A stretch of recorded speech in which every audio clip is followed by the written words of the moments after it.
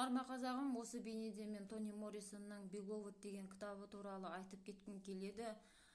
Қазақ тілге енді оны сүйіктім деп атауға болады, аударуға болады. Осы кітапты мазмұндама баспамыз біздің керемет қылып қазақ тілге аударып берсе деген үмітім мен арманым бар. Енді бұл роман не туралы болады? Тони Моррисон өзі қара нәсілді жазушы болады. Сол Маргарет Гарнер деген 19 ғасырда өмір сүрген қара нәсілді құлдықта болған әйелдің тағдырын зерттейді. Маргарет Гарнер өзі Кентукки штаттан Огайо деген еркін штатқа қашпақ болады балаларымен бірге.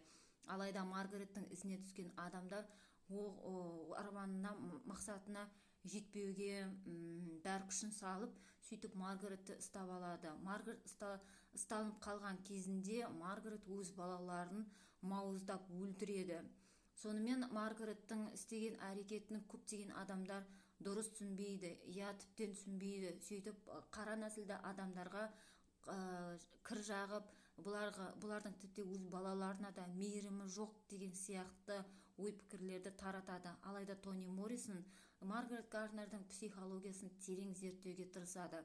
Сөйтсе, құлдық болған кезінде қара нәсілді адамдар өзінің балаларымен бірге ешқандай жүздеспеген. Себебі ол кездерде біріншіден жарық болмаған, екіншіден қара нәсілді адамдар күн тұрмай тұрған кезде плантацияларға кеткен.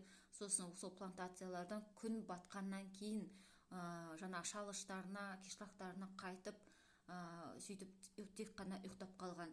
Сонда балалары әке-шешелерінің жүздері қандай екен білмеген, ал әке-шешелері балалары қалай өсіп батқандарын көрмеген. Сонда құлдық дейді Тони Моррисон, әйелдердің аналық парызын орындауға мүмкіншілік бермеді, аналық болу құқығын тартып алды деп түсіндіреді.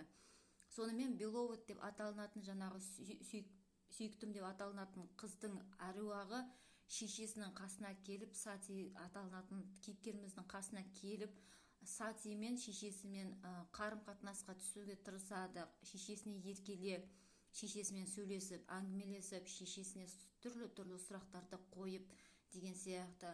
Сол екі кейіпкердің арасында болып жатқан әңгіме арқылы біз Сатидің арқасында Америкадағы құлдық не деген сұмдық болғаны туралы біз біле аламыз. Кезінде кітап шыққан кезде Тони Моррисонды құрт қылары келген адамдар талай болған. Қазір енді Тони Моррисон ең Америкада танымалы жазушылардың бірі болып саналады.